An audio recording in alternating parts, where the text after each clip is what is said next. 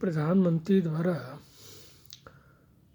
राष्ट्रपति के अभिभाषण के प्रत्युत्तर में सदन में दिया हुआ नेहरू पर कुछ कटाक्ष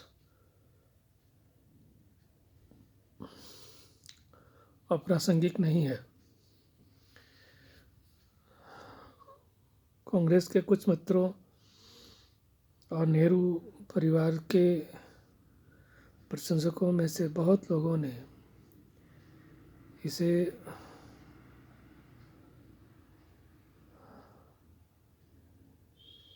न केवल अप्रासंगिक बल्कि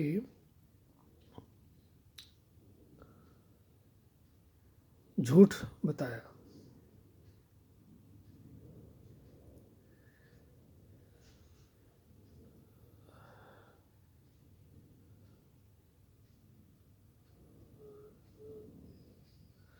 नेहरू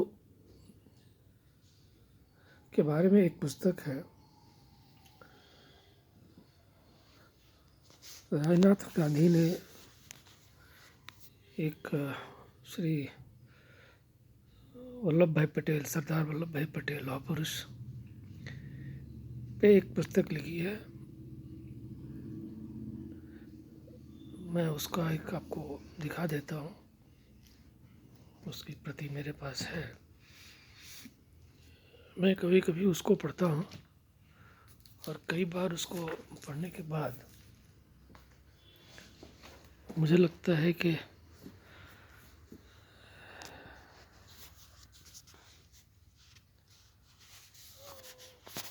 इस तथ्य का, नेहरू की जो विखंडित जो व्यक्तित्व है उसके बारे में कोई कन्फ्यूजन नहीं रहेगा।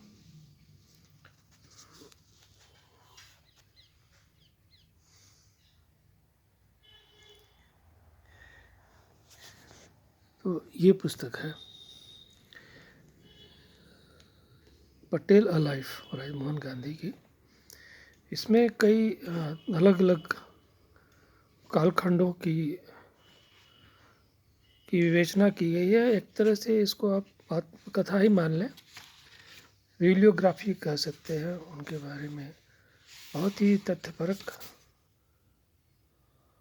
विवेचना है, उनके सारे कामों को एकदम बिल्कुल फैक्ट्स के साथ, तथ्यों के साथ, तर्कों के साथ प्रामाणिक रूप से बहुत विस्तृत जानकारी दी गई है।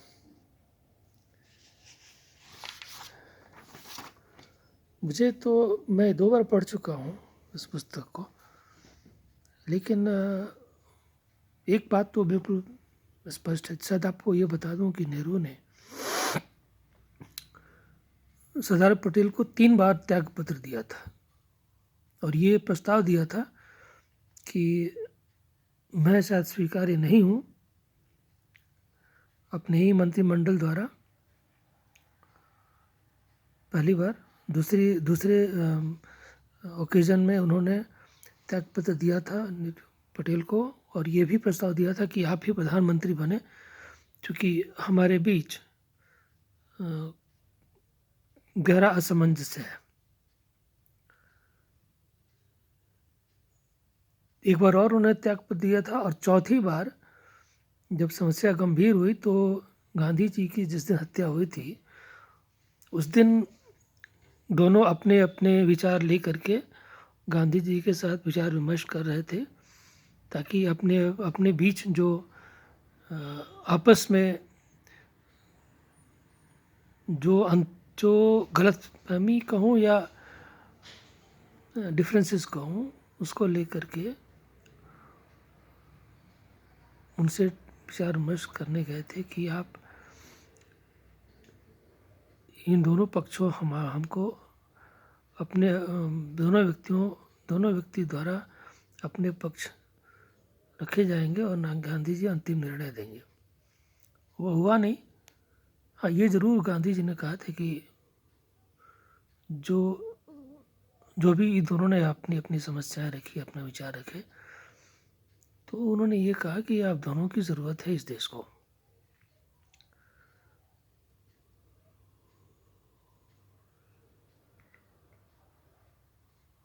और ये भी कहा था कि आप दोनों में से एक भी आदमी अगर नहीं रहेगा तो फिर ये मुश्किल होगा इस हमारे जो भी लक्ष्य हैं उसको हासिल करने में।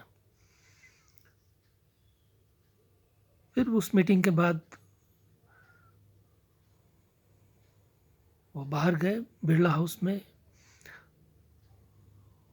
और उसके बाद क्या हुआ आप भी जानते ही हैं, वो कहने की ज़रूरत नहीं है, उनकी हत्या हो गई। तो वो अगर हत्या नहीं होती शायद हो सकता था कि इसके बारे में ये तीनों व्यक्ति आपस में और चर्चा करते, एक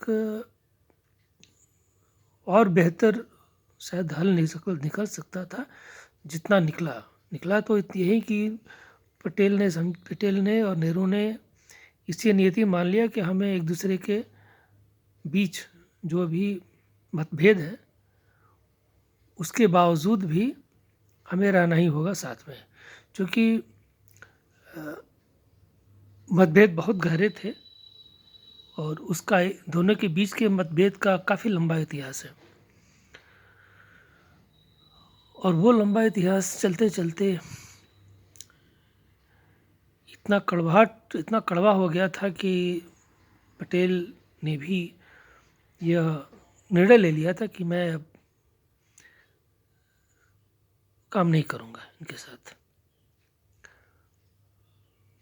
कई जगहों पर तो उन्होंने अपनी पीड़ा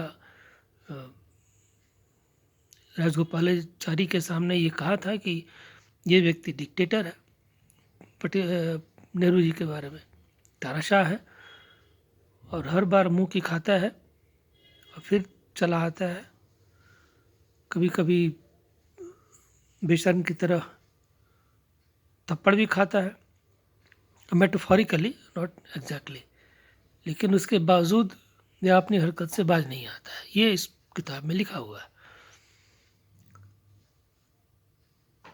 और जैसे जैसे ये समस्याएं और उनके बीच का मतभेद बढ़ता गया, खास करके विभाजन के बाद जो मुस्लिम शरणार्थी थे, हिंदू शरणार्थी थे, इन दोनों को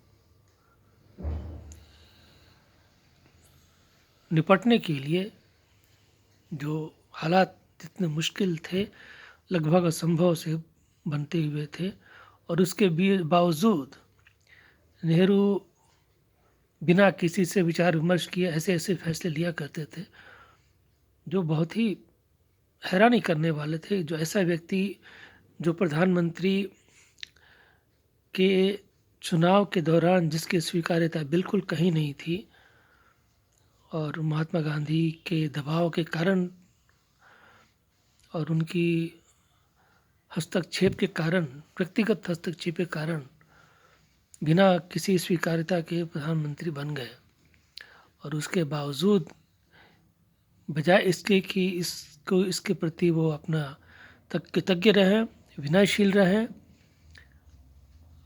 वो निरंकुश थे, निरंकुश होते गए और अपने आप को ज़बरदस्ती लोकतांत्रिक दिखाने का पाखंड भी करते रहे। ये प्रमाणिक है, मैं अपने मन से नहीं कह रहा हूँ। तो ऐसे मुझे लगता है कि यह स्किज़ोफ्रेनिक एक विखंडित व्यक्तित्व था इनका, मिस्टर श्री नेहरू का। और ये विखंडित व्यक्तित्व हर जगह इनके हाइपोक्रिटिकल जो पाखंड इनके मन में और इनकी कथनी और करने में अंतर था, बहुत गंभीर गलतियां होती गई। इसलिए मेरा इस वीडियो का उद्देश्य यही कहना है कि उन्होंने जो किया, उन्होंने जो कहा, वो अक्षरशः सत्य मान लेने का कोई कारण नहीं है।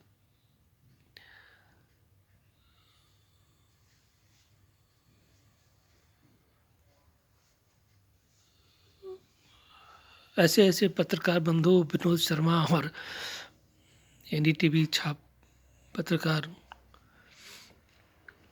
संपादक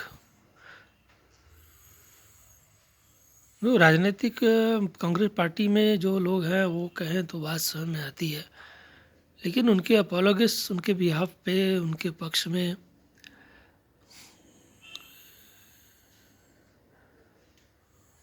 मनोज शर्मा को तो मैं पत्रकार मानता भी नहीं हूँ। वो एक मुख्य मूलतः एक मूर्ख, नालायक और हिंदुस्तान टाइम्स को डुबाने वाले लगभग बहुत से पत्रकारों में से वो भी एक है जो लालू यादव के भक्त थे। ये तो मैंने देखा भी है, एडिटोरियल में, संपादकीय में मैं भी रहा हूँ हिंदुस्तान टाइम्स के, और मैंने देखा है वो यशवंत राज को कैसे उधर से ब्यूरो से टहलते आते थे और जहाँ पे संपादकीय विभाग खास करके डेस्क जो रहता था उससे वो पूछते थे कि भाई क्या समाचार है लालू यादव के बारे में, मानो ये लालू यादव ही भारत हो गए। हिंदुस्तान टाइम्स अखबार है या लालू यादव टाइम्स अखबार है? लेकिन ऐसा मूर्ख, ऐसा बदतमीज, पाखंड, बेमतलब का घमंडी पत्रकार से भरा हुआ है हिंदुस्तान टाइम्स। मैं आपको अगर एक नहीं 50 उदाहरण दूं जिसमें यहाँ के लोग